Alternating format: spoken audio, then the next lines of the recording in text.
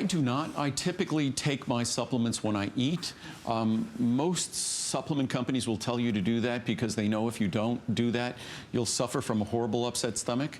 I could take a handful of my products on an empty stomach without problem. But the way our digestive system works, when you eat food, your digestive system goes into a mode that makes it most receptive to absorbing the nutrients you deliver. So it's just good common sense to deliver those nutrients with food. So our products are gentle to the stomach, even if the stomach is empty, but I always recommend them being introduced with food. Let's move on to phosphatidylcholine, which is always a fun one to say. Liver and brain benefits. And what's interesting, the phospholipid that we use to complex our turmeric, we use a small amount, only a few milligrams, but that's exactly what we use to make our turmeric more bioavailable. As far as the most straightforward ingredient for our liver, for our brain, this would be it. This would be the foundational, just as calcium is important for your bones. Phosphatidylcholine is the predominant phospholipid in our brain and in our liver. And what's often talked about with phosphatidylcholine, it's one of the first ingredients that on air, when I talked about kind of a functional claim in terms of something that supports us in the face of those normal age-related changes in memory and concentration, mental acuity.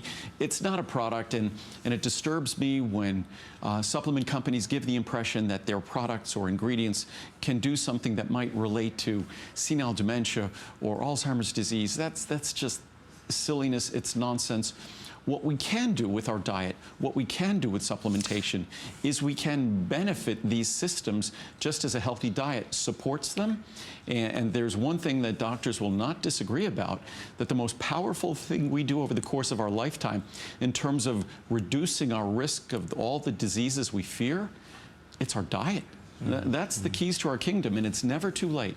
So that's why I always emphasize Muriel's cookbooks, because changing how we eat really is an opportunity to have a profound impact on how we feel, how our heart functions today, how it will function in the future, and how our brain will function in the future. Andrew, what does a typical breakfast look like for you?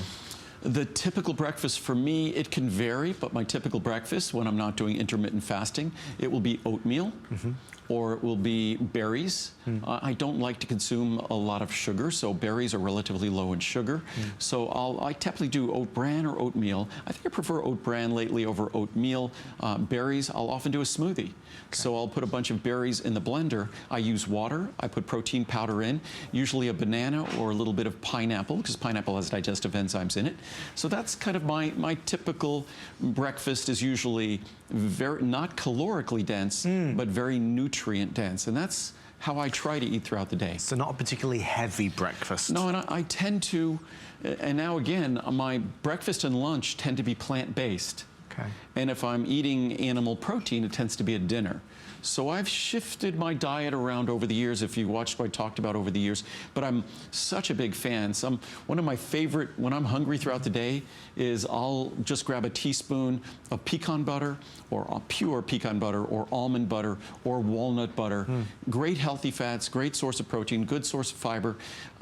For me, those are just delicious. They're calorically dense, so it doesn't take much to give you a sense of being filling. And sometimes if I'm in a hurry leaving the gym, I'll have a couple of tablespoons of pecan butter, and that will kind of double as my little breakfast, and I'll go work out quickly in the morning. Well, folks, if you want to order the PC Liver and Brain, it is available right now.